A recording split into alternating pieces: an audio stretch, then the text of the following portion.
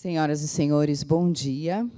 Meu nome é Patrícia Davidson, eu sou mestre de cerimônias deste evento e os acompanharei nesses 2 dias no Simpósio de Metrologia em Microbiologia para a Gestão da Qualidade de Alimentos e Bebidas Metroalimentos 2025.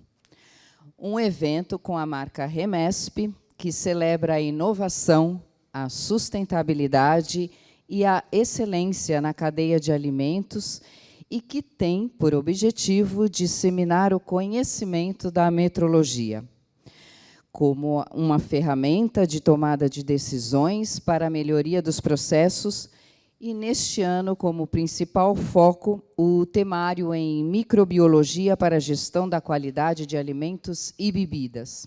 Além, é claro, do tema central, que é a inovação e proteção na produção de alimentos e bebidas.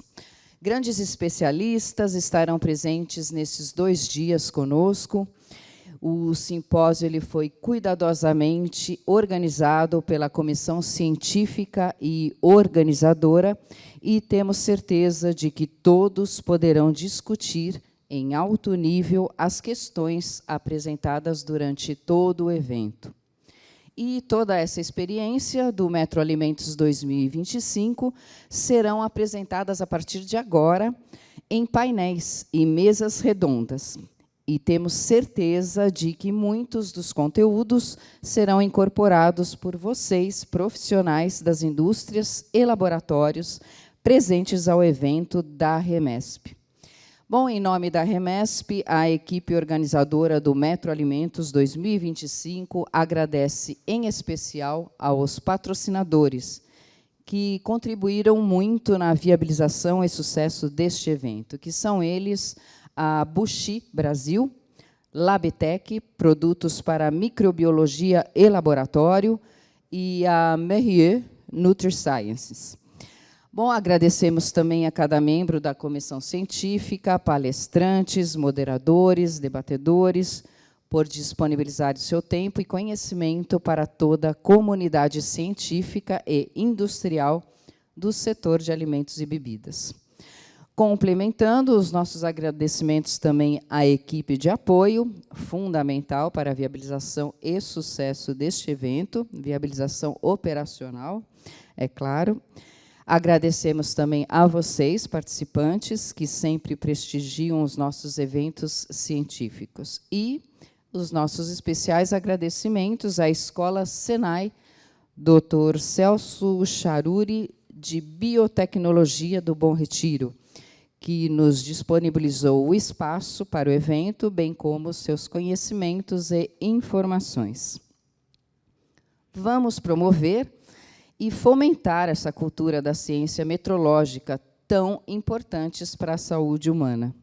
Esperamos que as trocas realizadas aqui nesses 2 dias se transformem em parcerias duradouras, ideias inovadoras e ações concretas para o futuro da alimentação.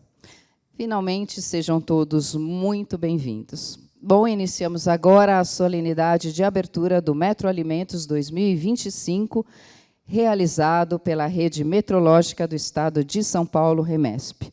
E, para compor a mesa de abertura, eu convido ao palco as seguintes autoridades. O presidente do Conselho Deliberativo da Rede Metrológica do Estado de São Paulo, Remesp, o senhor Jean Albert Bodinot. Bem-vindo, senhor Jean. Convido também o presidente executivo da Rede Metrológica do Estado de São Paulo, Remesp, o professor Celso Scaranello. Bem-vindo, professor. Convido a professora Janaína Mainardi, diretora da Escola Senai Horácio Augusto da Silveira, do Instituto Senai de Tecnologia em Alimentos, neste ato representando o Senai, o nosso anfitrião. Muito bem-vinda, Janaína. Convido, finalmente, o senhor Ramon da Silva Rocha, representando a Universidade de São Paulo, Faculdade de Ciências Farmacêuticas, e hoje para o nosso Metroalimentos 2025 e a palestra de abertura. Bem-vindo, Ramon. Bom, mas antes de nós darmos início aos pronunciamentos, vamos pedir 1 minuto de silêncio em homenagem ao falecimento do Papa Francisco.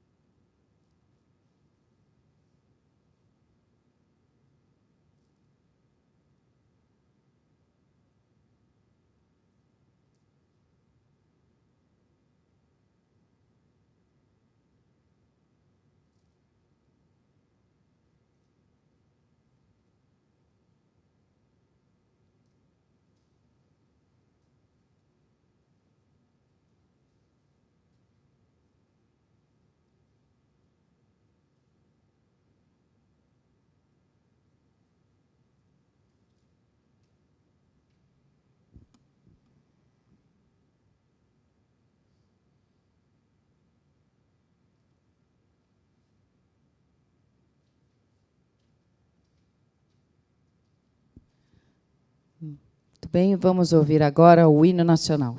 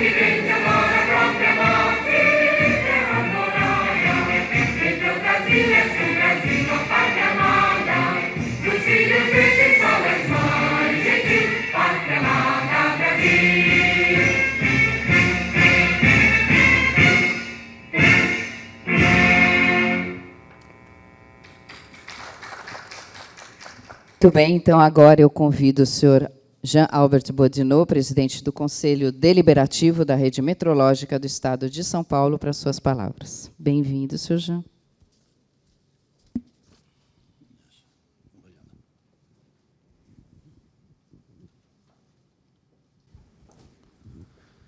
Prezados amigos da Remespa, é com muita honra que este presidente do Conselho Deliberativo convida a todos para participar deste Metroalimento 2025. Primeiro, quero cumprimentar os membros desta mesa de abertura. A professora Janaína Menar, diretora da Escola Senai Augusto da Silveira, Instituto Senai de Tecnologia em Alimento. Em nome de quem agradece a instituição que, mais uma vez, está oferecendo aí a sua ajuda à Remespa para organizar um evento aqui. Também a Ramon da Silva Rocha, professor da Universidade de São Paulo, da USP, colega, mas muito obrigado aí pela participação e realmente foi importante isso. E o Celso Scaranella, que é o nosso presidente executivo, em nome de quem agradece não só a comissão organizadora, mas também toda a equipe da Remespa que organizou esse evento. E não é pouco trabalho. Então, é isso aí. Esta edição do Metroalimento propõe o aprofundamento dos conhecimentos em gestão e prática na área de metrologia e disseminação da cultura aplicado a, abro aspas, microbiologia para a gestão da qualidade de alimentos e bebida. Não é necessário mostrar a importância dos alimentos na nossa sociedade. Sociedade cada vez mais urbanizada e, portanto, longe da produção dos alimentos. Quem foi criado no campo, como eu, por exemplo, já viu a plantação dos alimentos, que hoje é cada vez mais mecanizado, mas no passado não foi bem assim. O crescimento das plantas no dia a dia, em função do clima, da chuva, da seca, mas cada vez mais da química. Também já viu a infecção por micro-organismo, também tratado quimicamente, o que naturalmente afasta o ser humano do campo. Tudo isso estamos urbanizados longe disso.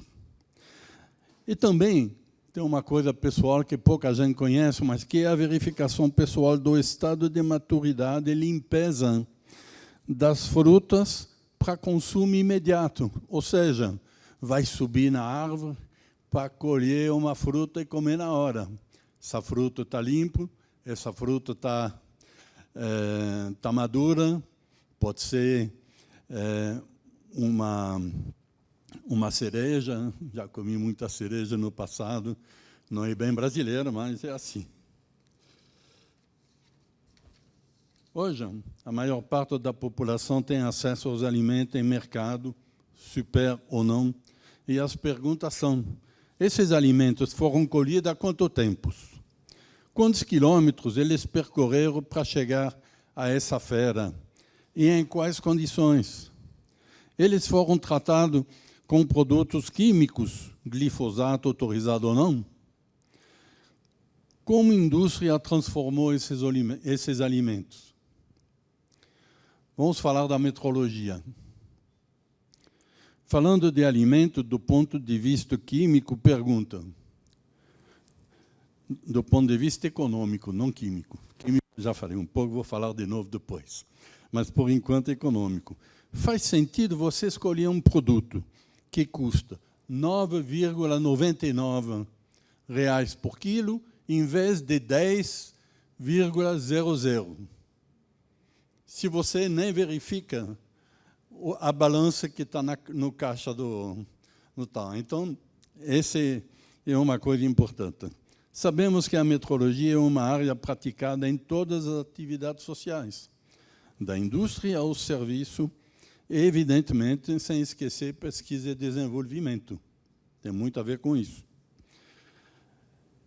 Mas é uma área cuja importância tem pouca visibilidade. E, por isso, às vezes, é pouco compreendido ou visível na sociedade. Às vezes, a visibilidade da metrologia é grande, mas o contexto pouco entendido e dominado. Ou seja, se valoriza muito, mas o contexto, às vezes, é mais importante. Vou citar um exemplo. Gostaria de citar o exemplo dos Jogos Olímpicos de 2024, ano passado, em Paris.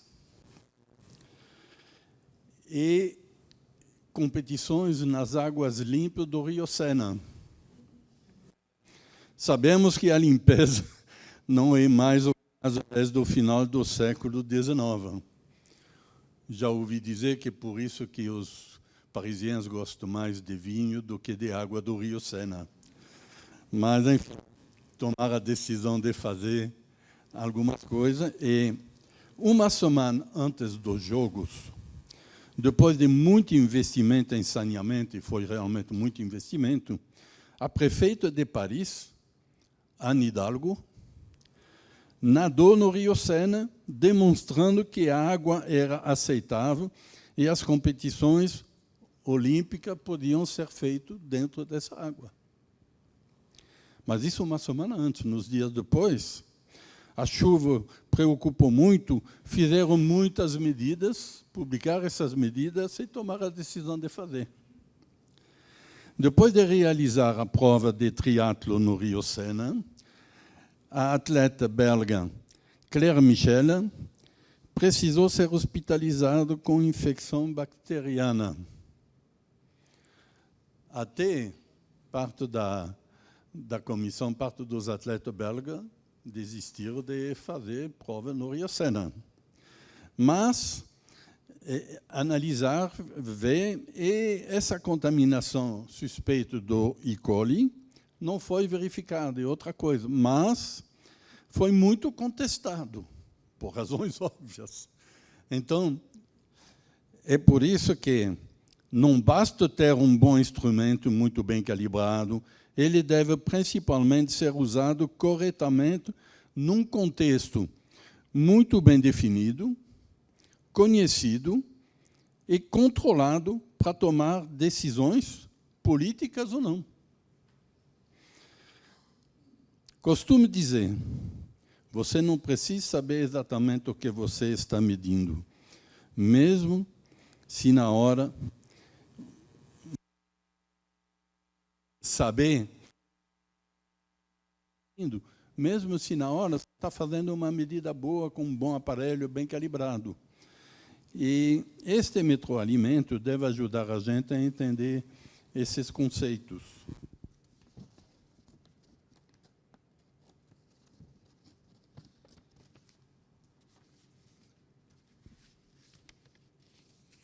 E a metrologia é uma área tão importante que ela é regulada em detalhe pelo Inmetro. E faz questão de lembrar que o Inmetro faz parte ativamente do sistema internacional, a ponto que a CEGECRA passa por uma avaliação de pares dos organismos internacionais IAF e IAC, e essa cooperação técnica internacional sempre foi reconduzida e ampliada com louvor, com sucesso e louvor. Estamos falando da aceitação da uniformização da regulação e legislação no Brasil e no mundo.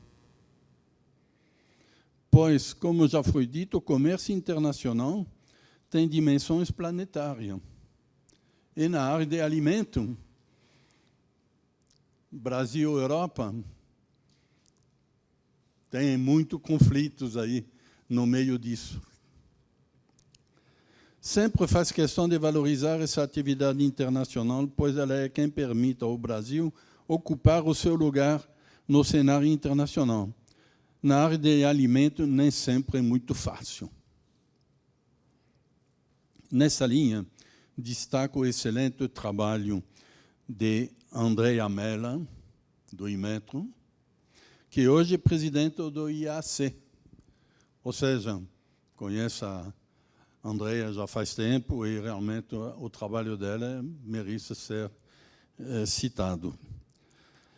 Ou seja, a REMES foi criada para fortalecer a metrologia em São Paulo.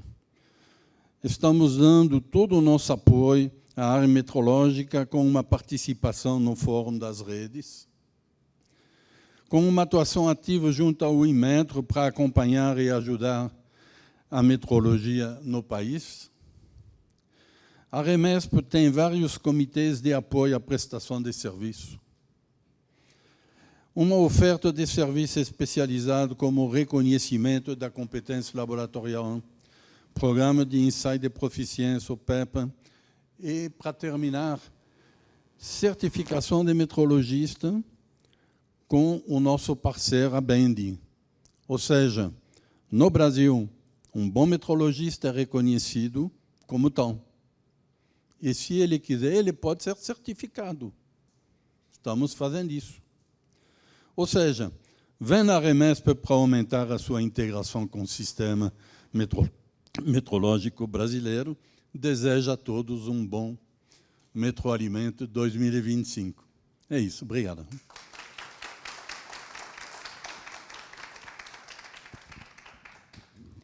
Muito obrigada, Sr. Jean, pelas palavras. E agora eu convido o professor Celso Scaranello, presidente executivo da Rede Metrológica do Estado de São Paulo, REMESP, para o seu pronunciamento. Bom dia. Como diria, está fraco. Bom dia.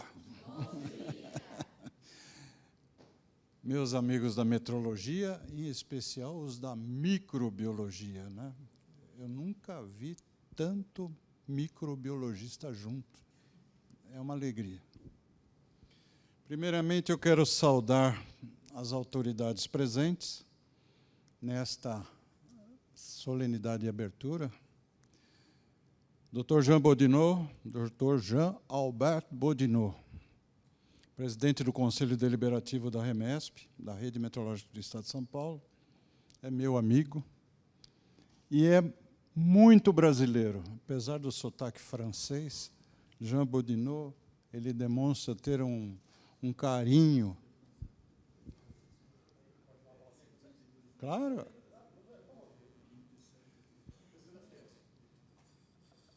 Por favor, está chegando aqui um presidente da Fiesp, da Federação das Indústrias do Estado de São Paulo, Dr. Josué.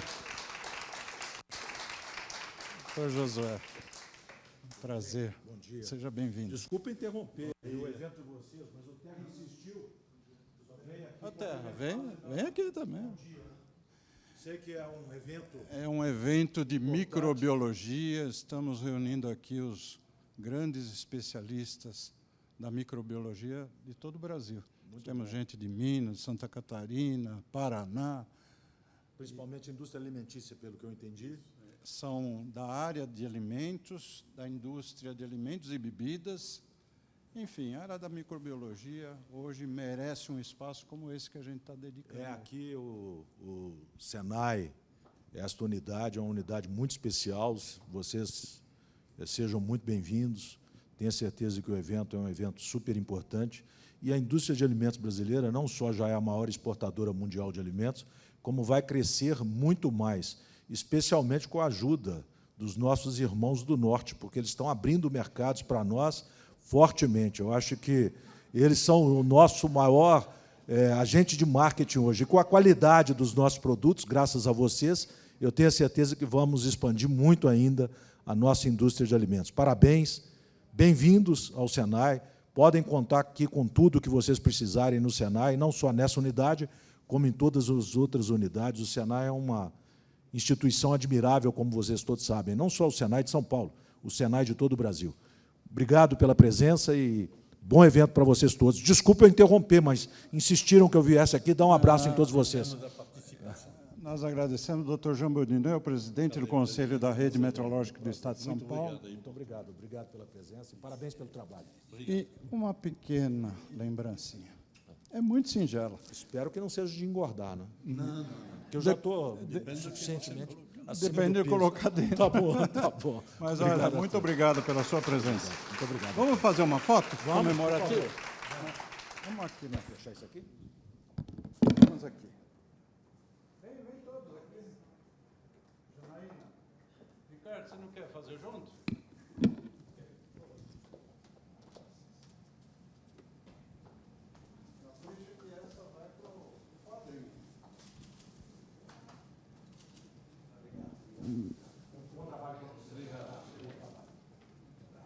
Muito obrigado pela presença. Tchau. Obrigado, Ricardo. Obrigado. Bem, dando sequência aqui, eu estava dizendo do Jean Bodinot, é a primeira vez que nós somos surpreendidos pelo presidente da Fiesp. Olha que bacana, né? Foi muito legal. E isso mostra a importância da Rede Meteorológica do Estado de São Paulo para a metrologia, para a indústria do Estado de São Paulo. Então, Jean, eu estava dizendo para os nossos amigos aqui que você é mais brasileiro do que muito brasileiro. Jean demonstra um carinho pelo Brasil como poucos. Eu aprendi a admirá-lo, né, quando ele era da USP, né, e trabalhava muito com certificação de produtos. E o Jean, realmente, para nós, é um motivo de inspiração para a metrologia nesse nosso Brasil. Ele também é membro, assim como eu, membro do Conselho de Acreditação do Inmetro, do CONAC. Acho que você não chegou a comentar, mas eu estou comentando porque o CONAC, o primeiro comitê, o primeiro Conselho de Acreditação, estava lá representado, a Remesp estava lá representado pelo Jean, naquela oportunidade. Depois, eu tive um convite e fui também nomeado lá como membro daquele conselho.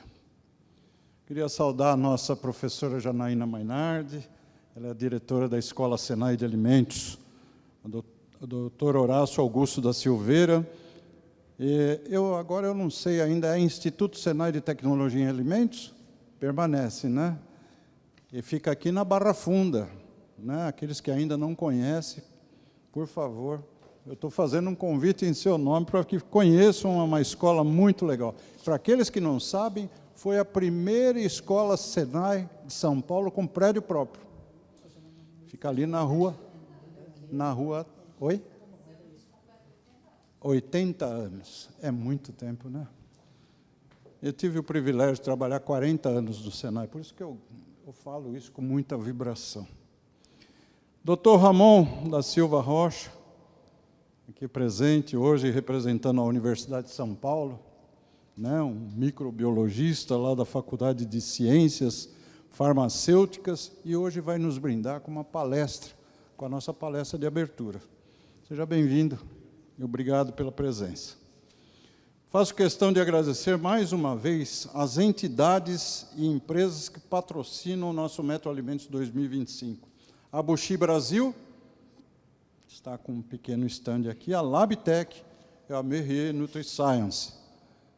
Essas três empresas é que vão garantir o nosso cafezinho, né, nesses 2 dias de evento. Queria anunciar também, eu não sei onde ele foi, ele estava ali no cantinho, a presença do nosso ex-presidente José Antônio Espigado, acho que ele deu uma saidinha. Mas a Remesp hoje está representada por 3 presidentes, né? O Jean Bodinot, eu e o Zé Antônio Espigado, que é um meteorologista também de marca maior. Também nossos agradecimentos para as empresas e entidades que estão apoiando aqui essa edição do Metro Alimentos. Muito bem, caros participantes, e aqui eu queria fazer um parênteses. Eu queria mostrar para vocês ali e apresentar, e que vai representar todos os participantes aqui, o Fábio Januzzi Fiore. Ali, ó. Aí. Ele com a sua professora Adriana, que é uma especialista em Libras, ele vai participar do nosso Metro Alimentos os 2 dias.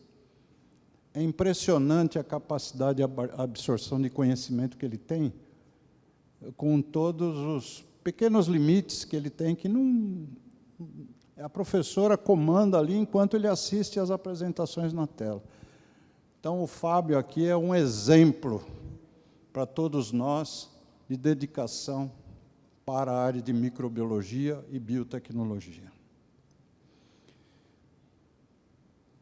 Vou iniciar minhas palavras manifestando a minha alegria de poder realizar por mais um ano a abertura do nosso Metro Alimentos, Simpósio de Metrologia para a Gestão da Qualidade de Alimentos.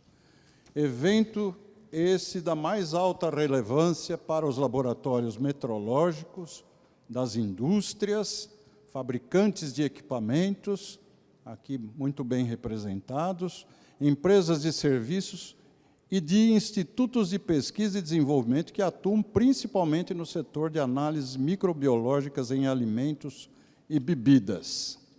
O Metro Alimentos, meus amigos, a cada ano vem ganhando mais espaço na agenda de eventos das indústrias, de alimentos e bebidas e dos laboratórios de análise. Nesta edição, vamos dar destaque para a metrologia aplicada à microbiologia. Por isso que nós estamos encontrando aqui muito microbiologista. Eu acho que o Zé Aparecido, que está ali no canto, meu amigo Zé Aparecido, ele tinha razão. Já há uns 4 anos que ele vinha falando, nós precisamos fazer um evento de microbiologia. E ele está aqui, tenho certeza que vai ser um sucesso. Grandes nomes da metrologia e pesquisa do setor de alimentos e bebidas participarão desse nosso simpósio. Aliás, poucas vezes eu vi uma comissão organizadora tão dedicada, né? Estou vendo ali o Léo ajudou muito a criar o Metro Saúde, depois Liliane, os colegas lá de Santa Catarina, né? Todo mundo ajudou, Juliane sempre ajudando. Aliás, o ano passado você esteve aqui, né? Sempre muito vibrante nas suas apresentações. Então, eu tenho certeza que, com essa ajuda de todos aqui, nós faremos um grande evento de microbiologia. Entidades, institutos Senai de Inovação, Embrapa, Senai Santa Catarina e de São Paulo, as empresas parceiras como Buxi, Brasil, Labtec, Meier, enviaram especialistas e pesquisadores para estruturarem esse nosso evento, esses 2 dias de evento. É sempre muito importante trazer para todos vocês também as notícias da Remesp. O Jean já anunciou algumas coisas que a gente faz, mas é muito importante que vocês saibam que nós estamos participando de algumas atividades lá do IMDIC, dentro da estratégia da infraestrutura da qualidade. A Remesp se faz presente. A Remesp também faz parte do Fórum Paulista de Infraestrutura da Qualidade, aqui de São Paulo. São 13 grandes entidades que participam, incluindo o próprio Senai. Nesse ano, a Remesp vai realizar ainda, além do Metro Alimentos, o nosso evento de metrologia legal, que vai acontecer em setembro. Vamos realizar um evento agora, em maio, dia 23 de maio, de lançamento da norma 7101. Nós estamos fazendo a internalização dessa norma para a gestão de organizações de hospitalares. É uma norma importante que vai substituir, provavelmente, algumas normas privadas que existem aí, que fazem a acreditação dos hospitais a nível do Brasil. São 9.000 hospitais, só 1.000 possuem certificação. Então, tem uma quantidade bastante significativa de hospitais que precisam passar por esse tipo de tratamento. Gostaria de dizer que nós temos atividades muito intensas aqui para o nosso Comitê de Metrologia Legal, que é o que garante a elaboração desse evento que acontece em setembro, lá nos dias, na semana do dia 15 de setembro, teremos esse evento. Esse ano vai acontecer na Associação Brasileira das Indústrias de Máquinas. Nós teremos ainda, no final do ano, o nosso Metro Saúde, é um evento todo ele dedicado à área da saúde, e metrologia faz parte desse nosso mundo, né, Jean? Você que trabalhou muitos anos com equipamentos eletromédicos, é de fundamental importância se tratar de questões meteorológicas para os nossos eventos na área de saúde. Eu aproveito aqui para convidar todos vocês. Vocês vão ter a oportunidade de conhecerem o que eu chamo de Media Code. Ao final de cada apresentação, vai aparecer um código, e quando vocês clicarem com o celular naquele código, lá no pé do celular vai aparecer alguns links. E eu faço o seguinte pedido: sigam o canal Dia a Dia da Metrologia no WhatsApp da REMESP. Além de conhecerem também a inteligência artificial da REMESP, que está no WhatsApp também.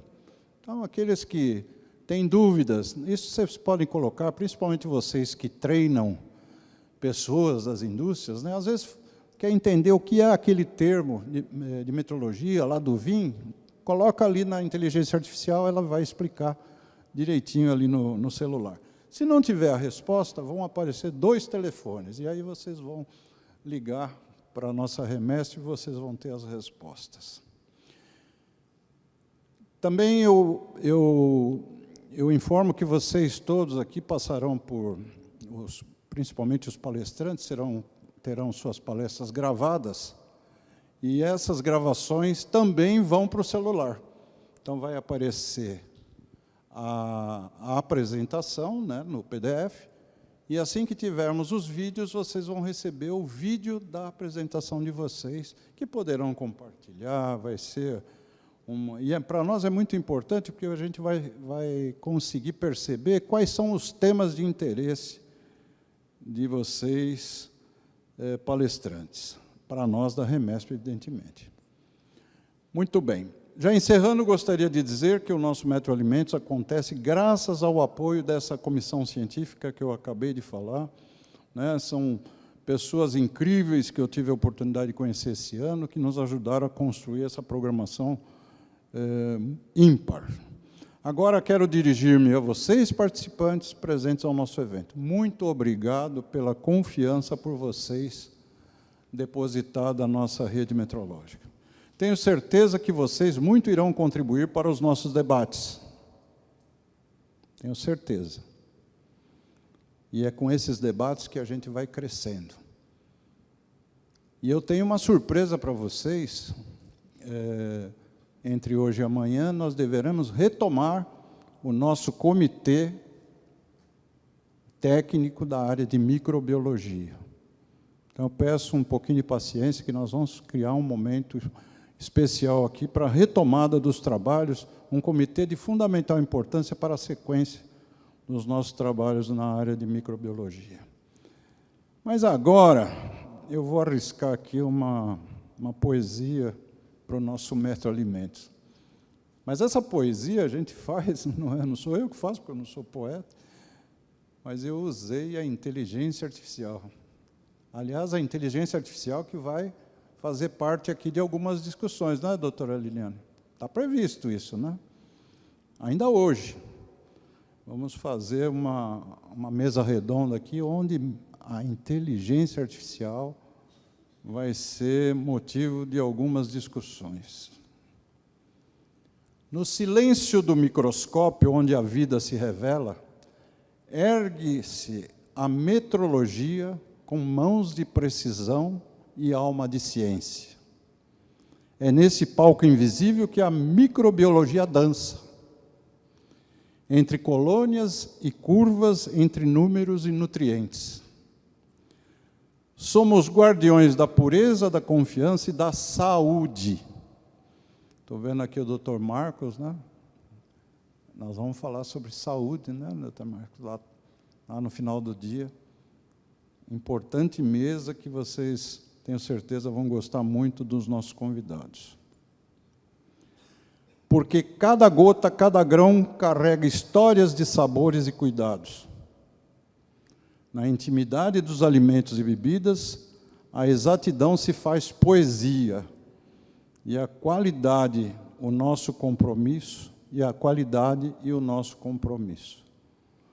Com o olhar atento de especialistas e a mente amplificada pela inteligência artificial, descortinamos os olhos, o que os olhos não veem, para que o mundo se alimente de segurança e de verdade.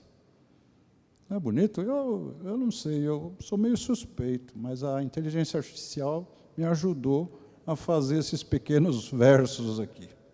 Gente, sejam muito bem-vindos ao nosso simpósio, onde a ciência encontra a sensibilidade e a precisão é a arte que nos une.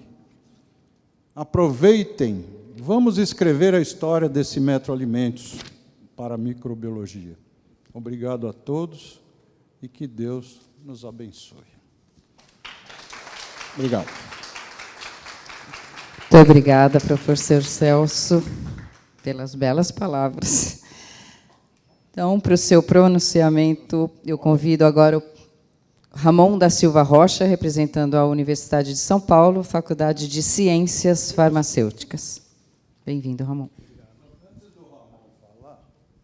Agora sim eu estou vendo ele lá. Olha o nosso presidente lá. O presidente, eu anunciei sua presença, eu tinha dado uma saída. Você ouviu? Seja bem-vindo, viu? Muito obrigado. Ramon, palavras. Olá, bom dia a todos. Vim no improviso no discurso. Como vocês já perceberam, eu não sou de São Paulo, o sotaque entrega que eu sou do Rio de Janeiro. Primeiramente, agradecer a vocês pela presença. É muito bom ver pessoas às 9 horas da manhã, numa semana de feriado, dispostas a discutir e trocar experiências sobre a microbiologia de alimentos. Então, é muito importante ver esse auditório praticamente cheio. E, para mim, principalmente, é uma honra, no meio de tantos profissionais, estar presente aqui para a gente poder trocar algumas ideias. Agradecer também à comissão organizadora, à REMESP, pelo convite e pela possibilidade da gente ampliar esse conhecimento. Meu discurso é curto, eu vou prolongar um pouco mais daqui a pouco na palestra de abertura, mas só de antemão agradecer a todos vocês e dizer que eu estou extremamente feliz e honrado de estar aqui com vocês fazendo parte desse evento. Muito obrigado a todos. Muito obrigada, Ramon, pelas palavras. E, para finalizar, eu convido a professora Janaína Mainardi, diretora da Escola Senai, Horácio Augusto da Silveira. Bom dia a todos. Como vocês viram, o nosso presidente esteve aqui. Hoje, a reunião do Conselho Consultivo do Senai acontece nessa unidade, e, por isso, o diretor desta unidade, o Carlos, não pôde recebê-los. Então, em nome do Senai, em nome do Carlos, eu represento o Senai aqui hoje, até porque faço parte da equipe da Unidade de Alimentos e Bebidas, que fica na Barra Funda, como o Celso comentou. Ele já os convidou, mas fica o convite também de minha parte, para que vocês conheçam. Quero agradecer mais uma vez a confiança no Senai para apoiar o evento da REMESP, no nome do Celso, no nome do Dr. Jean, e dizer que é muito bom saber que a REMESP traz luz à metrologia, não só para a área de alimentos, mas para muitas áreas, hoje, amanhã, na área de alimentos. Espero que vocês aproveitem o evento. Quero contar rapidamente sobre o Senai para aqueles que não conhecem. O Senai é uma rede muito grande aqui em São Paulo. Nós temos mais de 90 unidades fixas e quase 80 unidades móveis que atendem todo o Estado. Além disso, claro, a gente tem um atendimento nacional em outros departamentos regionais. O Senai, ele trabalha... A nossa missão é contribuir para o aumento da competitividade das indústrias. Então, a gente trabalha dia a dia, tanto nos pilares educação, como no pilar empreendedorismo e tecnologia, para contribuir para essa competitividade da indústria brasileira. Então, além desse braço educacional, a gente também faz atendimentos, inclusive microbiológicos, para as indústrias de todos os segmentos, na nossa área aqui, alimentos e bebidas, com atendimentos relacionados a treinamentos, otimização de processo, consultorias, assessorias, ensaios metrológicos. E hoje toda a nossa rede metrológica ela está sendo deslocada para um distrito tecnológico, um grande complexo, que está localizado em São Bernardo do Campo. Parte da equipe está aqui, que eu estou vendo. E lá a gente vai conseguir fazer um link muito maior entre toda a parte de pesquisa, metrologia, inovação, e estou certa que, muito em breve, vocês também receberão um convite para visitar esse complexo que está sendo montado. E, além disso, a gente faz a capacitação, né? A questão educacional, que já é conhecida, acho que, de muitas pessoas, e também em diversas áreas. A gente entende que é só dessa forma que a gente consegue mudar um pouquinho o mundo, né? Quando a gente traz educação para as pessoas. E fica de novo o convite para que conheçam as instalações da Barra Funda. Penso que pode ter algum tipo de passeio por aqui também. Vocês vão conhecer essas instalações. Acho que essa é uma das unidades mais novas que a gente tem do Senai, e a da Barra Funda, uma das mais antigas. Então, é bacana comparar esses cenários, né? Espero que vocês tenham 2 dias muito proveitosos de simpósio. Sejam bem-vindos ao Senai, e a gente está à disposição. Muito obrigada e bom evento para todos. Muito obrigada, professora Janaína. Bom, eu convido a todos, vamos fazer a foto oficial e entregar as lembrancinhas da Remesp para a gente dar continuidade. Vamos lá.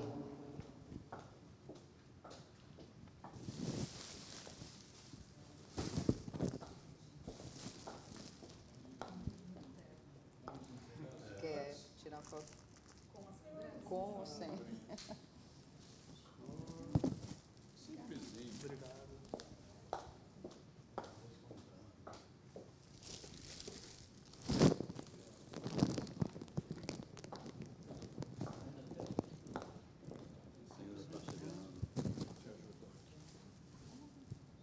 Vamos tirar, porque senão a foto não sai. Agora eu comprei bastante. Posso fazer assim? Vamos tirar o certificado.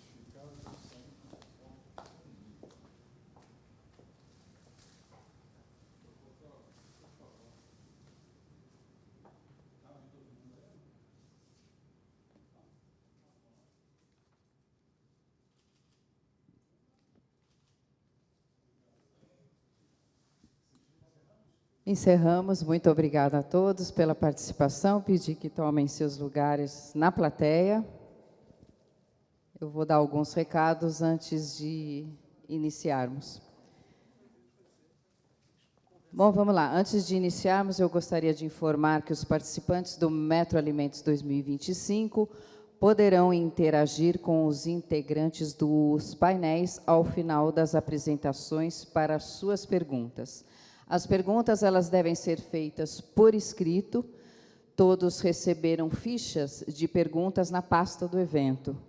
Por favor, pedimos para sinalizarem com a mão levantada para a nossa assistente de sala, que ela vai recolher as perguntas e passar para a moderadora do painel no final, que fará as perguntas aos palestrantes. Caso não seja possível responder todas as perguntas, elas serão repassadas aos palestrantes, que poderão respondê-las por e-mail.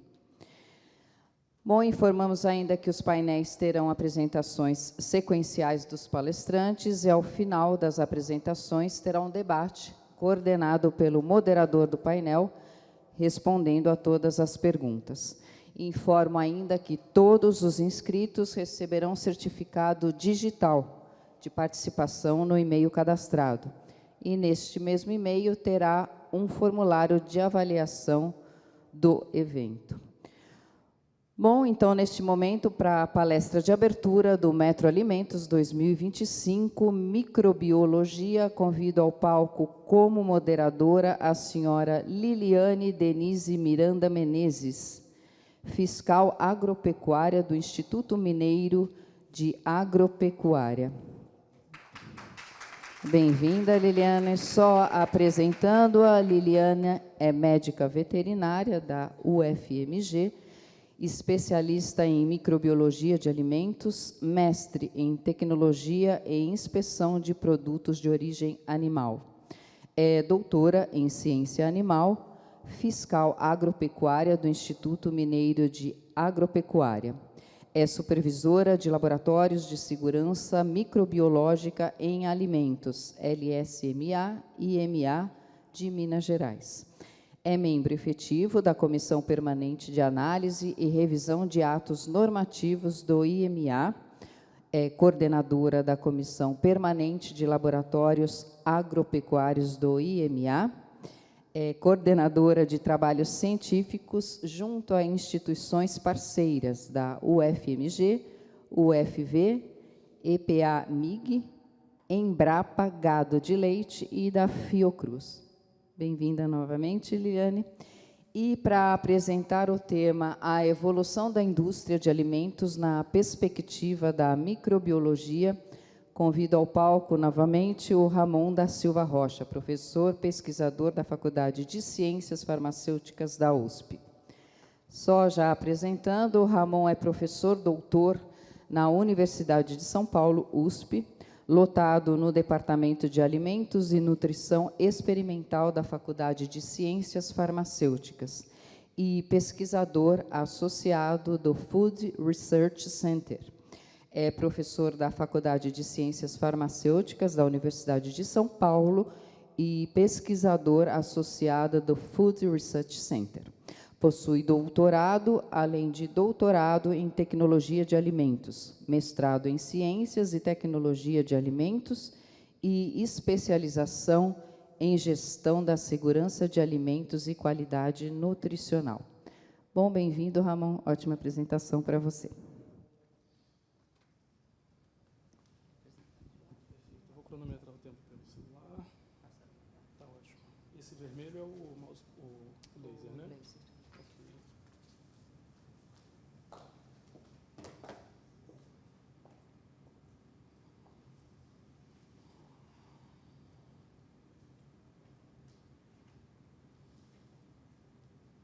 Bom, novamente, olá, bom dia a todos.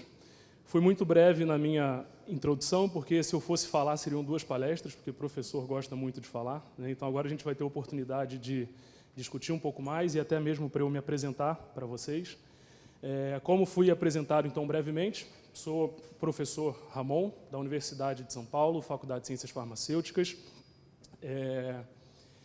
Não sei se todo mundo aqui teve a oportunidade já de conhecer a USP, né, a cidade universitária que fica no Butantã.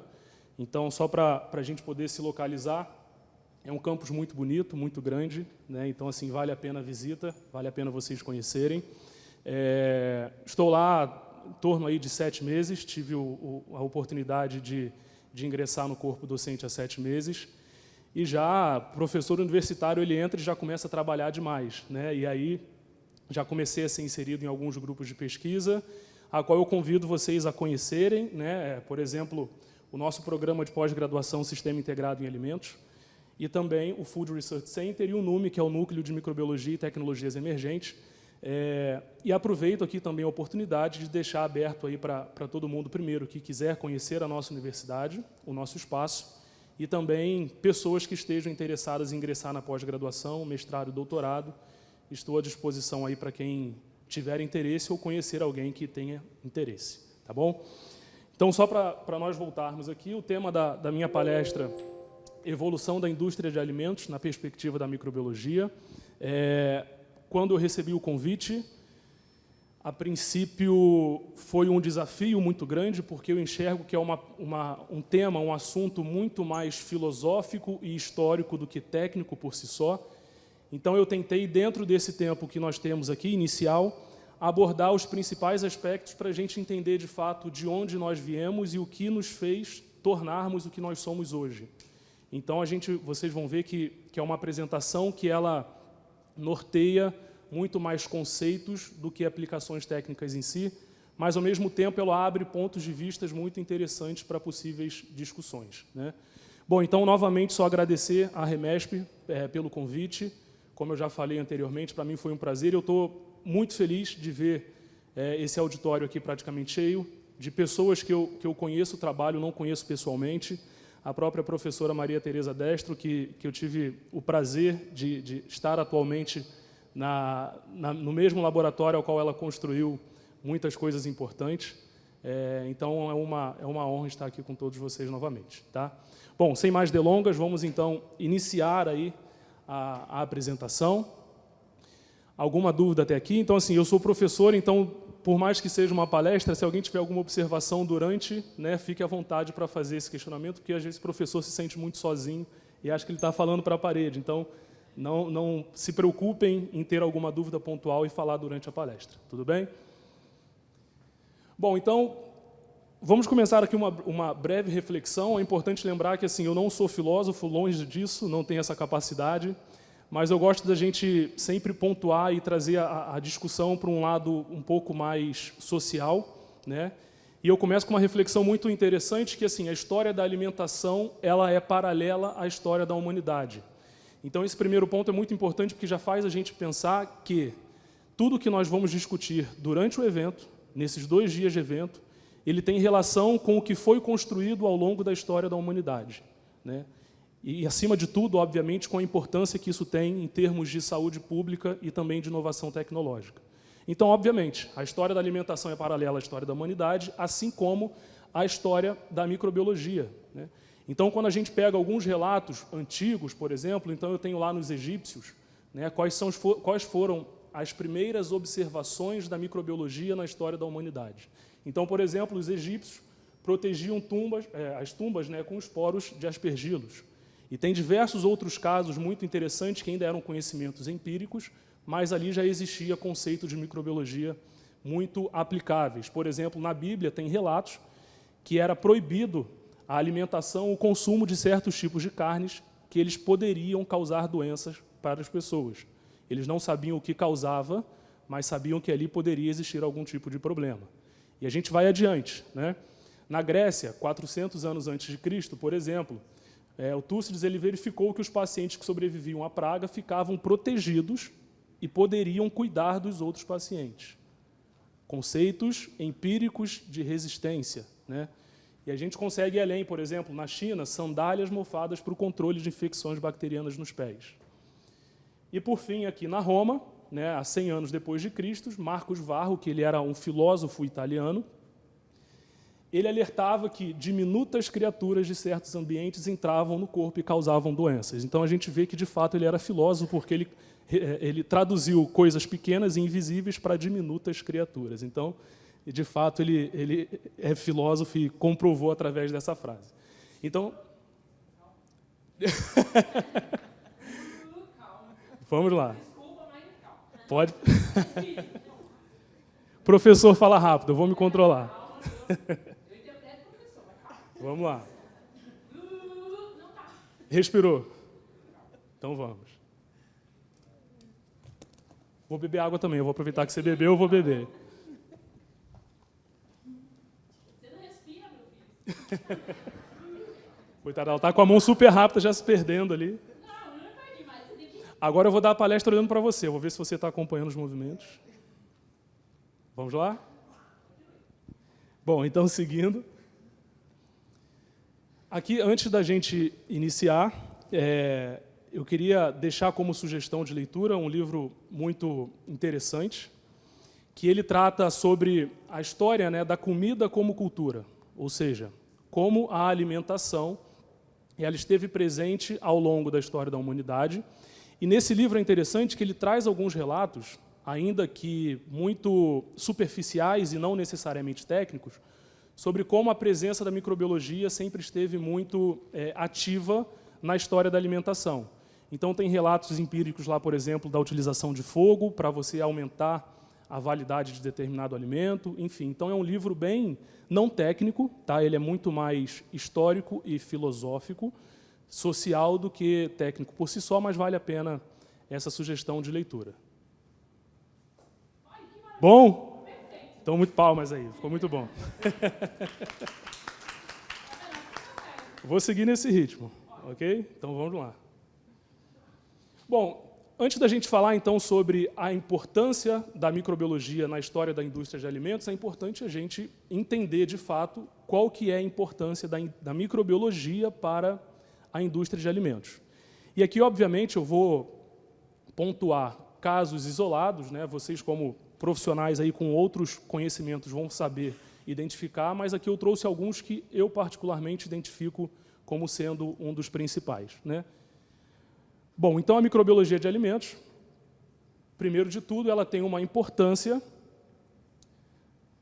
na garantia da segurança de alimentos e, por que não, na segurança alimentar. E aí eu já vou pedir perdão pelo trocadilho da imagem, mas eu achei interessante de colocar.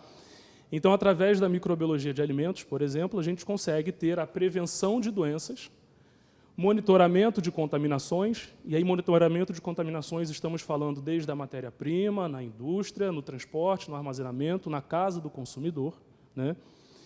E também, obviamente, o controle de surtos alimentares através da microbiologia forense. Então, aqui é o primeiro pilar que eu trago para destacar a importância da microbiologia na indústria de alimentos. Existem diversos outros benefícios, como, por exemplo, controle da qualidade e a validade comercial, né, o conhecido vida de prateleira, shelf life, por exemplo. Então, a microbiologia tem uma função muito importante em avaliar a carga microbiana e também de micro-organismos deteriorantes. A gente consegue prever a validade comercial através da microbiologia preditiva também, e tem os conceitos aí de termobacteriologia, que é uma aula que eu particularmente gosto muito de dar para os alunos. Eles não necessariamente gostam tanto, mas é um tema muito interessante que a gente consegue, através da microbiologia, prever o comportamento do alimento ao longo da sua estocagem. E, obviamente, o estudo da interação entre o micro-organismo, a matriz alimentícia e a embalagem.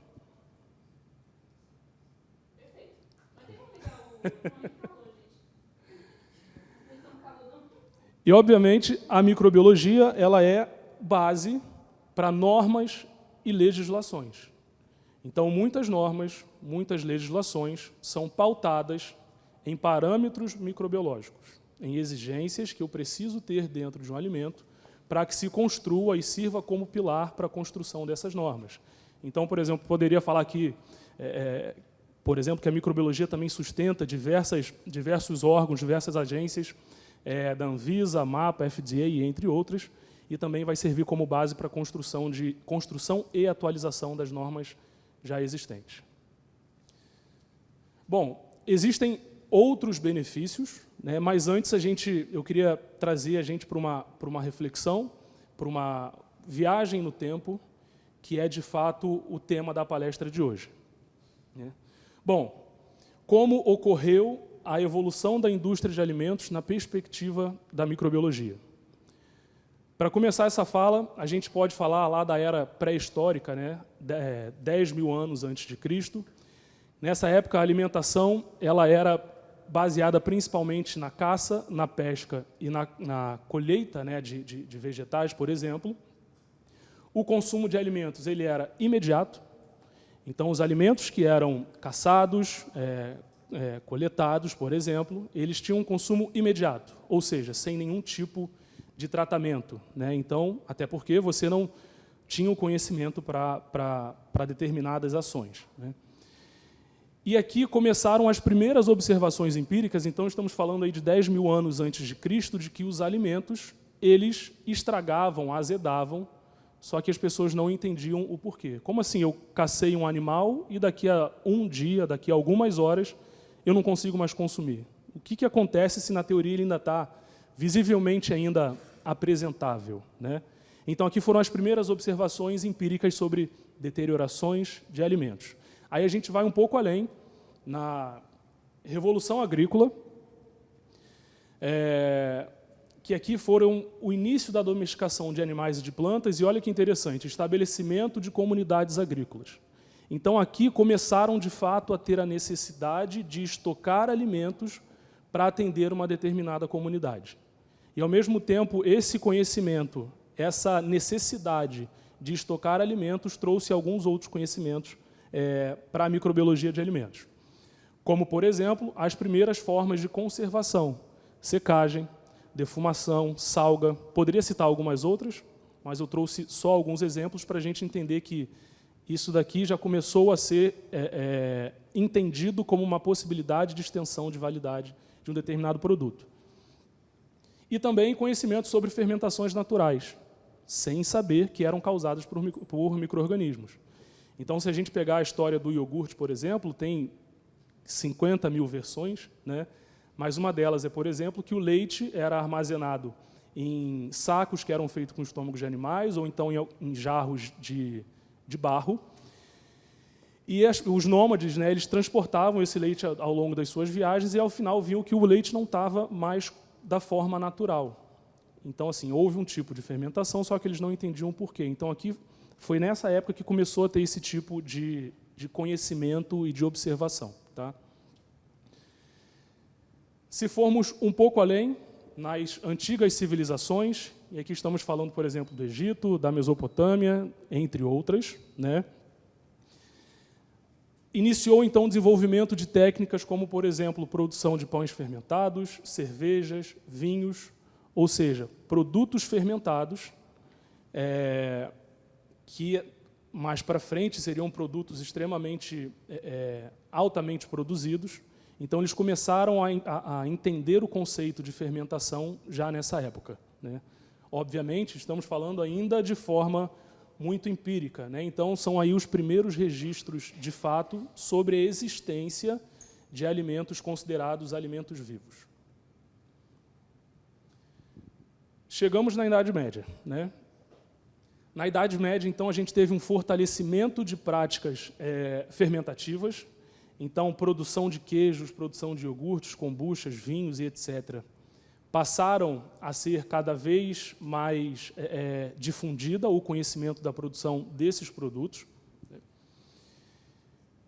E também os alimentos fermentados passaram a ter uma importância muito grande, né, em tempos de escassez e também de guerra, porque eles observavam que o produto fermentado ele tinha, além de uma característica sensorial diferenciada, ele conseguia também ter um maior tempo de duração, por exemplo, em alguns casos específicos.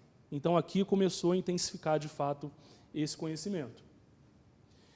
E começou, principalmente, a relação entre higiene e saúde. Eles começaram a observar que determinada pessoa passava mal se consumia um alimento de tal jeito.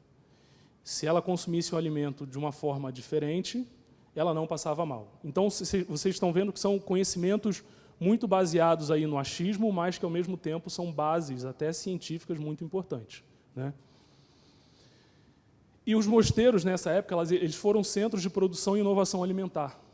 Porque o mosteiro os mosteiros eles eram pioneiros na estocagem de alimentos, na produção e também na estocagem, porque eles recebiam muitos viajantes, e eles tinham que ter alguma forma de armazenar esses alimentos internamente para atender o público que ia chegando das viagens ao longo do tempo.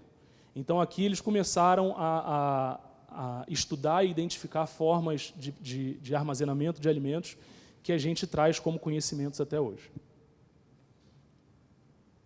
Bom, Renascimento até o século XIX. Aqui a gente começa, então, a entrar um pouco mais no que nós conhecemos, o que nós temos nos dias atuais. Tá? Bom, primeiro, a evolução da ciência natural e os primeiros experimentos com conservação. Foi um período muito importante porque Nicolas Appert, né, inventor lá da apertização dos alimentos enlatados, que foi o que implementou o conceito de que, se eu aplicar um tratamento térmico, obviamente não tinha esse termo, se eu aplicar calor a produtos engarrafados, eu consigo aumentar o shelf life, a validade comercial do meu produto. Então, aqui foram os primeiros conceitos, os primeiros conhecimentos de aplicação industrial para você melhorar a qualidade microbiológica de alimentos. Então, foi um marco muito importante, o Nicolas Appert. Teve o surgimento da refrigeração, também nesse período, e, obviamente, como todos conhecem, o Louis Pasteur, que trouxe conhecimentos muito importantes e que a gente vai falar agora. Bom, Louis Pasteur, como alguns de vocês já sabem, ou todos vocês sabem, ele trouxe, por conta de demandas produtivas da época, ele começou, então, a estudar de forma mais intensa a microbiologia e qual era a interação dela com o produto. Além disso, também, Pasteur, ele trouxe o conceito de que as doenças são causadas por micro-organismos, de forma mais científica. ele trouxe o conceito da biogênese, ou seja, o micro-organismo ele não surge do nada. Ele vem por conta do metabolismo, né, e desenvolvimento a partir de outros, porque antigamente acreditava-se que simplesmente ele surgia. Então, Pasteur trouxe esse conhecimento. E o principal deles, para nós, da indústria de alimentos, que é a teoria da pasteurização por conta de erros no processo produtivo em indústrias de cerveja e de vinho. Então, ele foi consultado e, a partir dali, ele começou a entender de que, se eu aplicar um calor em determinado tempo e temperatura, o famoso binômio tempo e temperatura, eu consigo garantir a segurança e a qualidade nutricional do meu produto por mais tempo. Então, aqui, a partir de Pasteur, foi um divisor de águas para a nossa indústria de alimentos e bebidas. E aí a gente chega no início do século XX, período muito importante, porque é um período pós-revolução industrial. Obviamente, a revolução industrial ela veio muito antes disso, né? Mas aqui é um período pós-revolução industrial de que antigamente tinha um perfil diferente. Então, as comunidades agrícolas elas produziam os alimentos e consumiam dentro da própria comunidade. E com a Revolução Industrial, a gente teve uma transferência de massa das populações da área rural para a área urbana. Consequentemente, aqui veio a necessidade de aumentar e ampliar a escala da produção de alimentos para atender exatamente esse fenômeno de transferência de pessoas. Então, por exemplo, o início das grandes indústrias de alimentos, ela veio nesse período. Só que, obviamente, aqui trouxe diversos outros pontos muito importantes. Ao mesmo tempo que a gente teve o surgimento dessas grandes indústrias, né, por conta da Revolução Industrial, começou a ter, de fato, uma preocupação mais sistemática e ativa sobre conceitos de controle de qualidade dentro dessas indústrias. Então, se eu amplio a minha escala de produção, consequentemente, a chance de eu ter erros nessa produção ele aumenta, né, porque eu estou envolvendo mais etapas, mais processos e mais matérias-primas. Então, aqui nesse período começou essa preocupação, né? Por exemplo, a produção de culturas puras para fermentação também veio nesse período. Então, identificação desses micro-organismos, isolamento e aplicação deles para a elaboração de determinados produtos. Estudo mais intensificado e massivo sobre os patogênicos, ou seja, estudando os micro-organismos que, de fato, possam causar doenças caso sejam consumidos. E, como eu falei, né, lá no início do século XX, desenvolvimento de métodos que são extremamente importantes até hoje. Então, métodos de esterilização, refrigeração, congelamento, embalagens herméticas, e eu poderia falar aqui diversos outros. Então, todas essas evoluções para a indústria de alimentos, elas vieram nesse período. Aqui como exemplo, né, para vocês verem, essa foto aqui é de 1910, em torno disso, né? É uma indústria de presunto, tá, nos Estados Unidos. E aqui são fiscais, né, fazendo o controle de forma ainda muito superficial, né? Então eles enfiavam ali um ferro no produto, viam se o aroma estava de acordo, se a textura estava de acordo ou não. Então aqui eles estavam fazendo os primeiros passos de uma fiscalização em uma indústria de alimentos. Então, olha que interessante, eles fazem aqui o controle, aqui do lado já embala mesmo, né? Mas são aí uma forma de representar para vocês de que nessa época começou essa preocupação e, de fato, essa aplicação na indústria de alimentos. Coisa que antes, obviamente, ela simplesmente não existia, né? Veio por conta dessa demanda do aumento da escala industrial. Outra foto bem interessante, ainda não antes, é um estudo de caso bem legal do Departamento de Agricultura dos Estados Unidos. Aqui é um documento de 1912 sobre um caso de contaminação em frascos de ketchup. Por que eu trouxe essa imagem? Para a gente entender de que, mesmo há mais de 100 anos atrás, após esse período que eu mencionei anteriormente, todas essas questões já eram vistas como necessárias de serem debatidas e principalmente divulgadas, para que as pessoas tomassem conhecimento. Então, aqui é um documento de 1912, como eu falei, fizeram análise em lotes de frascos de ketchup, e lá relatava, por exemplo, 75 leveduras e esporos por 1/60 de milímetro cúbico, totalmente diferente da forma como a gente vê hoje, né? A gente tem que fazer muita conta aqui para tentar identificar o que é isso. Eu, particularmente, fiz muita conta. E ele traz também, olha que legal, 170 milhões de bactérias por centímetro cúbico e filamentos de mofo presentes em 85% das embalagens. E eu acho legal a forma bastante educada que esse documento retratava esse produto antigamente. Ele trazia como substância vegetal imunda, pútrida ou decomposta e, portanto, passível de apreensão para confisco. Ou seja, ele já fala que o alimento está ruim e ele ainda humilha o produto, né? Obviamente que são outros tempos, né? Mas aqui era muito importante para a época. Ele precisava impactar para que as pessoas começassem a observar a importância de você fazer o controle disso daqui na indústria de alimentos. Aí a gente vai adiante, eu trago para vocês uma outra foto. São inspetores apreendendo e queimando caixas de ovos contaminados, também lá em torno de 1910. Então, aqui era um caminhão de transporte, obviamente sem refrigeração, né? E aqui são os inspetores fazendo a apreensão e, provavelmente, aqui o funcionário nada muito feliz com o que estava acontecendo, né? Aqui, essa parte é bem importante, porque é uma lei de 1906, assinada pelo presidente, até então, presidente dos Estados Unidos, Theodore Roosevelt, tá?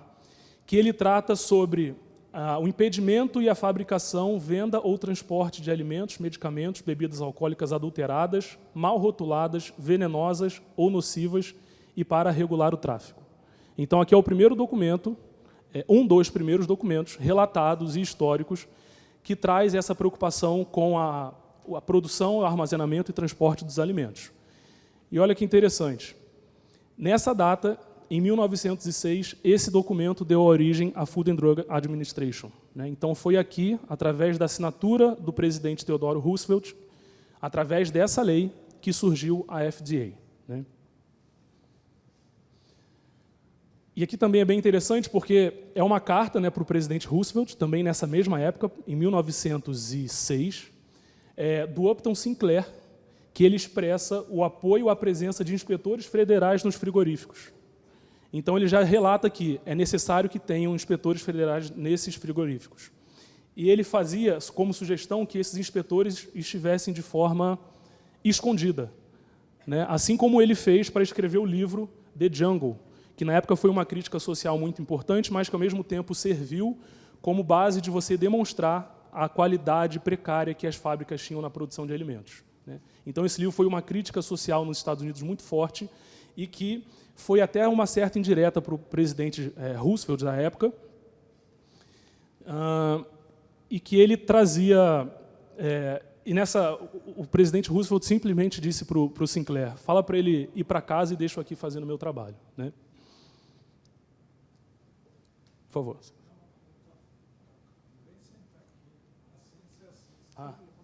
Porque ela está assim, né? Mas já estou caminhando também para o final. Então.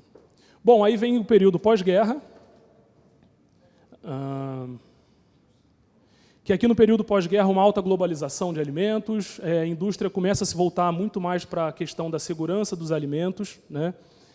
E a microbiologia passa a atuar tanto na inovação quanto na segurança de produtos. Então, aqui é um marco muito importante, que não somente a saúde pública é importante, mas também a inovação desses produtos que nós vamos produzir.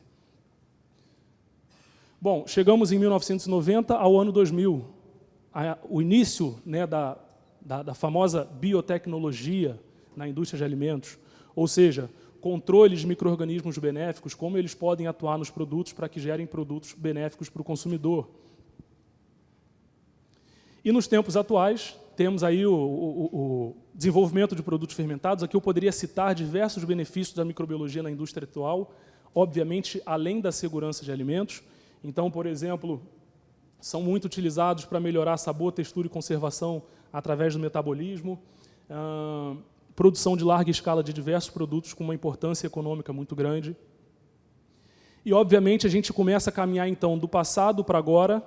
Então, tem a inovação e biotecnologia, como eu falei, criação de alimentos funcionais, probióticos, simbióticos e pós-bióticos.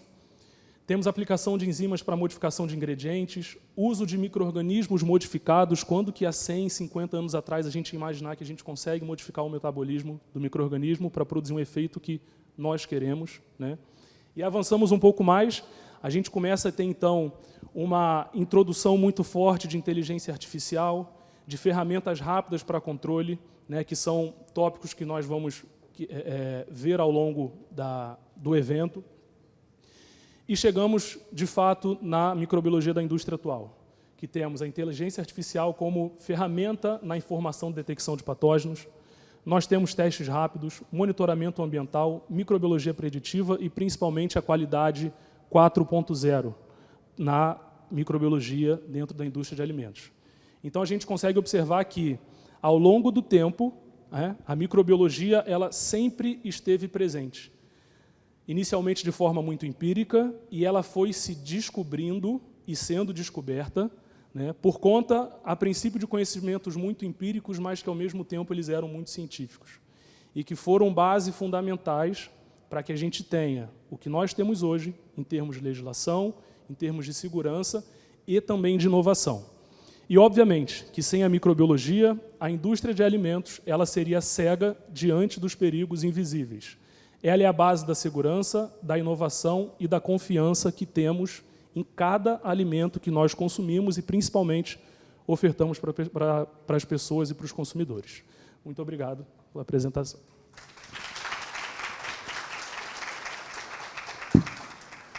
Eu acho que deu tempo certinho, né? Aqui no meu deu 29,31.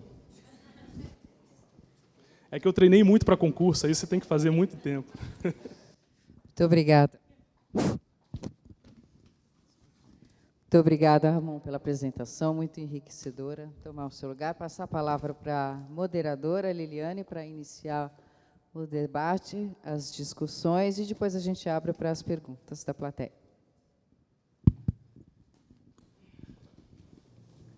Bom dia a todos. É um prazer enorme estar aqui representando a REMESP nesse evento, que é um dos primeiros que serão dos vários que virão por aí. E a gente conta com a presença de todos vocês. Tá? Bom, eu queria parabenizar o palestrante pela brilhante apresentação, mostrando a importância da microbiologia como uma ferramenta para a saúde pública, né? Hoje se fala muito em saúde única, né, em que abrange vários aspectos, não só da saúde pública, mas também do ambiente, da indústria, todos os processos de fabricação em si de alimentos. Mas é muito relevante, quando você mostra a história da microbiologia, o quanto que nós fomos cobaias também de várias tentativas, né, de diagnóstico, e que muitas pessoas pereceram em função da falta de conhecimento nos momentos mais drásticos da história da humanidade, né?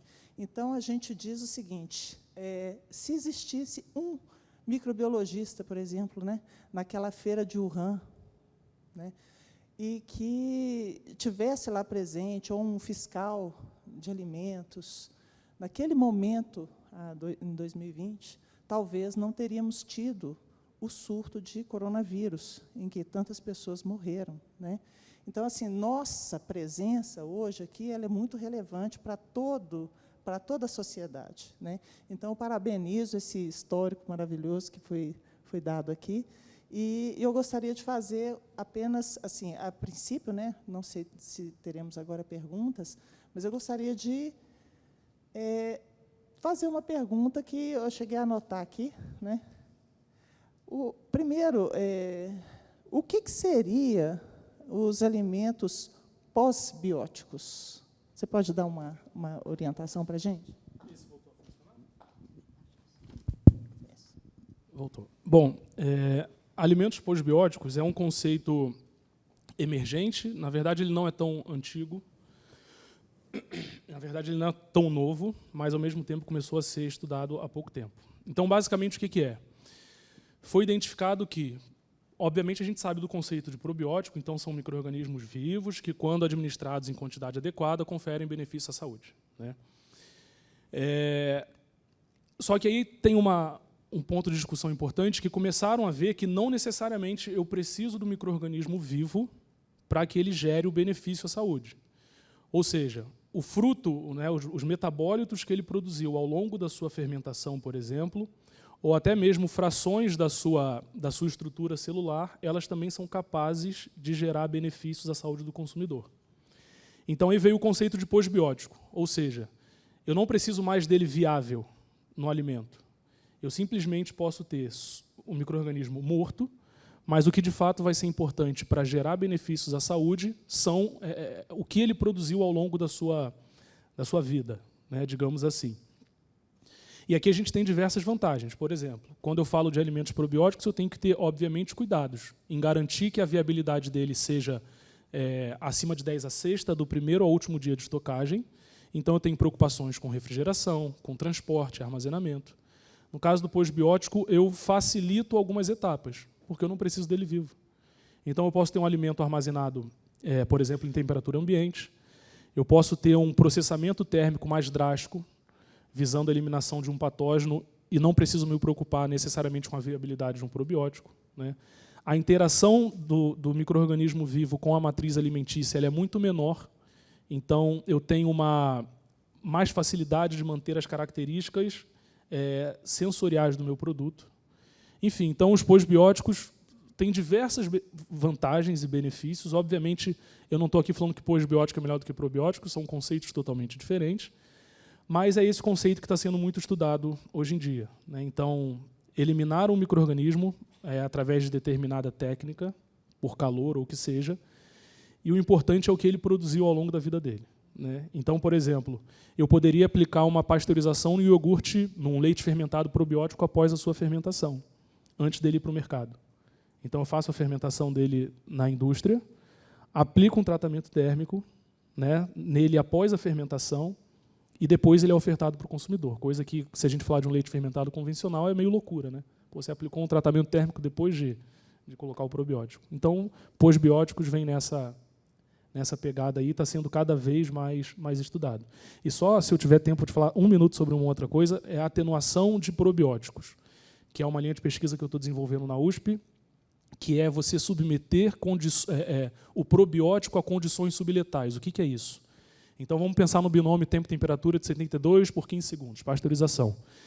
Eu vou submeter o probiótico a temperaturas quase próximas do limite dele ser morto, né? Então, por exemplo, 65 graus por, 3 segundos. Então, eu vou atenuar, ou seja, eu vou quase matar, só que vou deixar ele ter a capacidade de se regenerar posteriormente.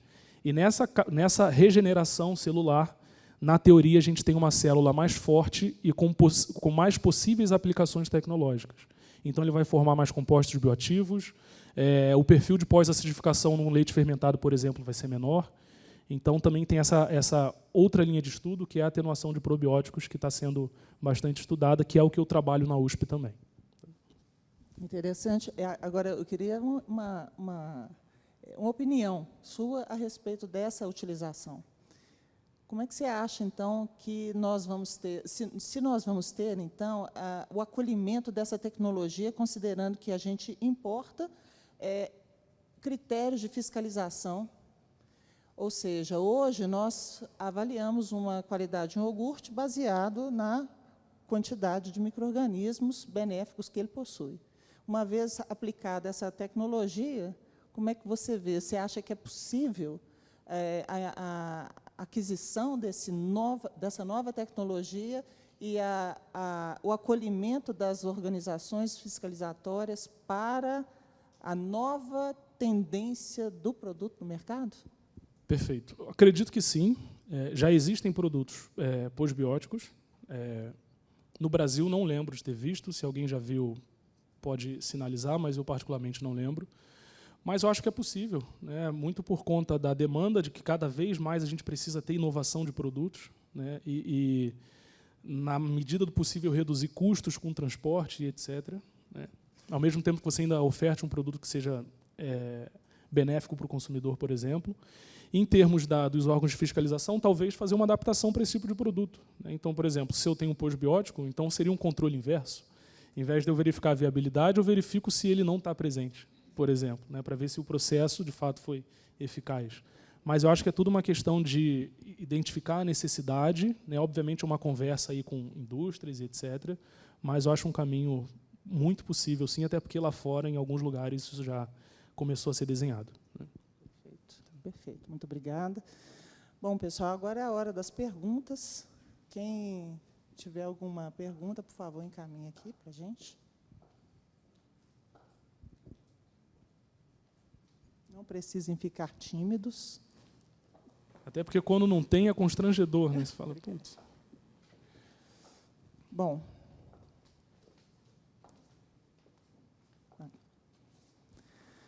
Essa pergunta é de uma super profissional, doutora Maria Tereza Destro, tá?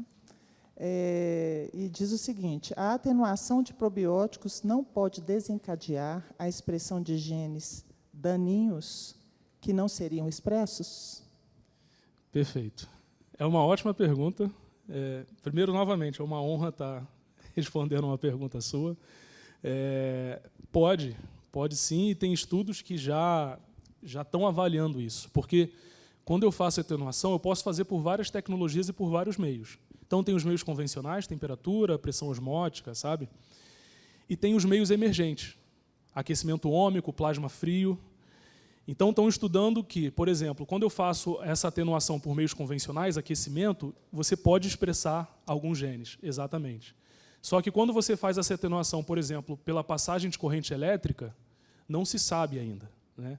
E, obviamente, vai depender da cepa, das condições que você fez o tratamento, mas é uma preocupação, de fato, e já está sendo estudado. O que eu estou fazendo na USP é aplicar 3 tecnologias: UVC, aquecimento ômico e plasma frio, né?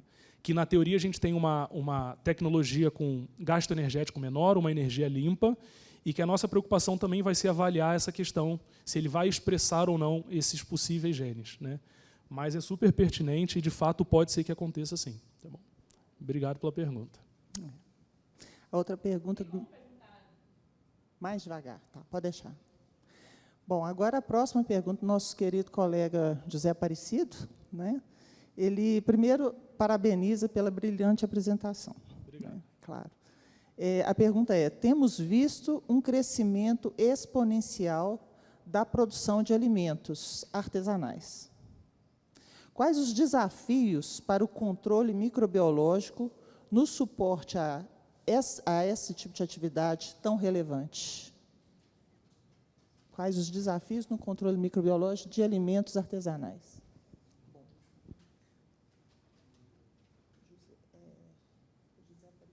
José Aparecido.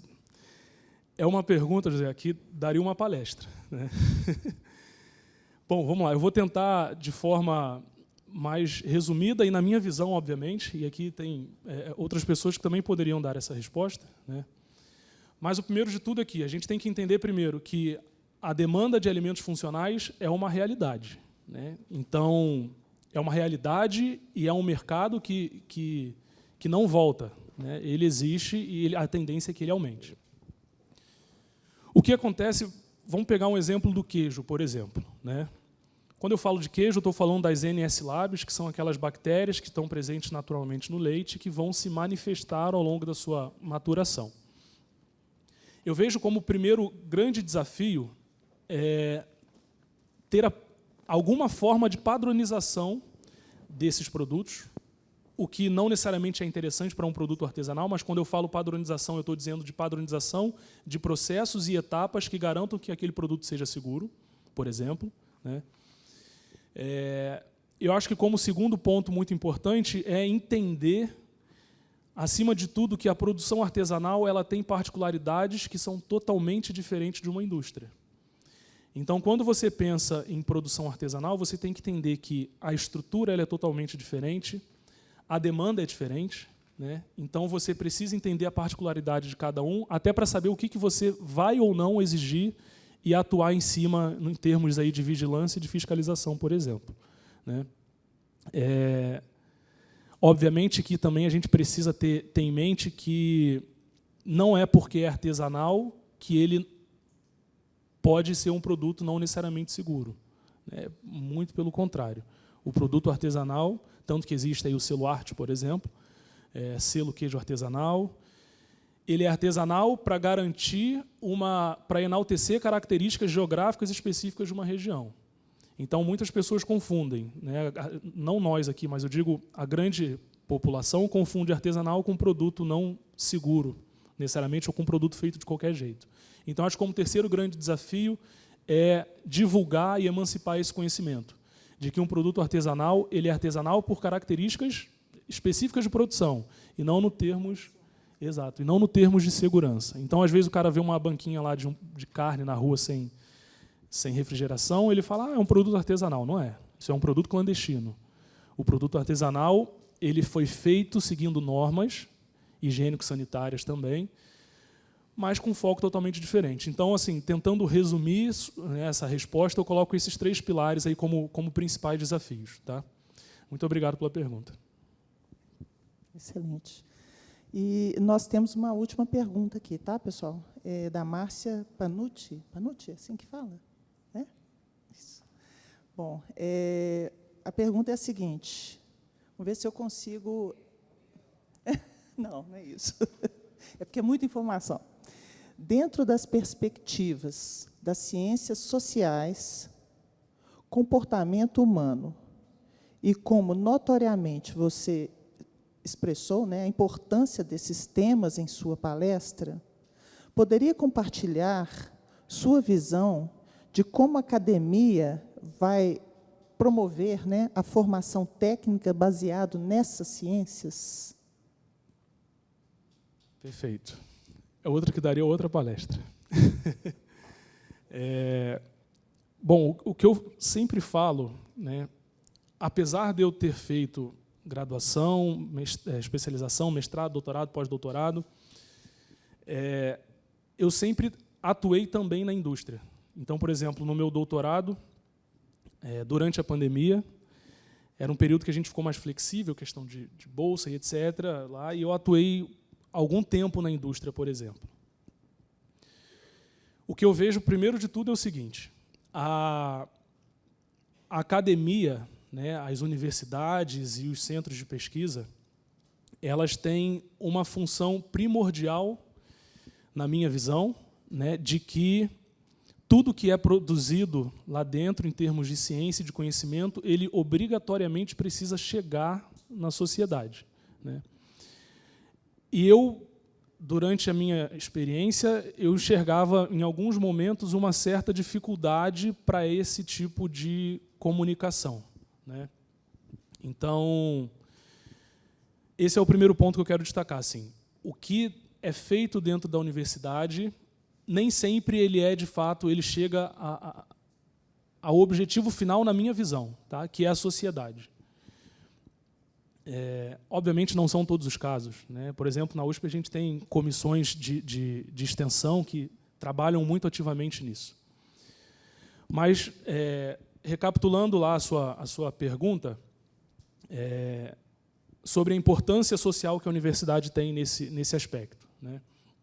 Eu acho que, assim, a universidade ela tem, acima de tudo, uma capacidade de produzir conhecimentos muito inovadores, né, e formar pessoas para um determinado objetivo.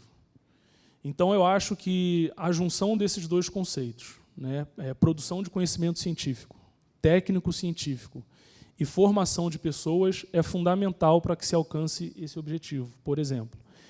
E quando eu digo formar pessoas, eu digo trazer discussões da sociedade e da indústria, por exemplo, para dentro da universidade, para que isso seja convertido em possíveis pontos de questionamento para desenvolvimento de novos projetos e ideias, né?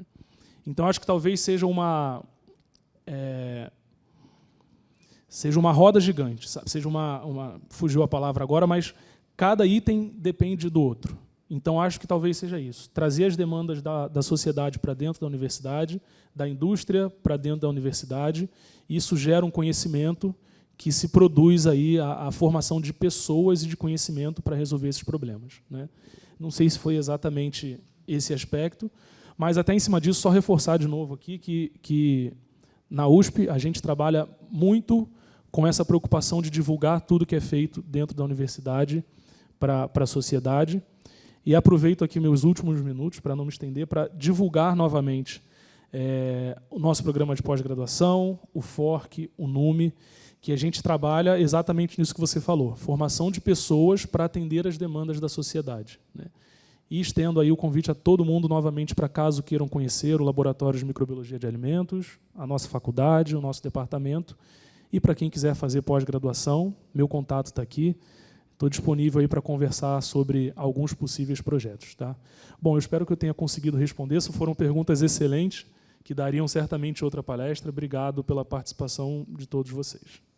Nós que agradecemos a sua presença. E, mais uma vez, parabéns.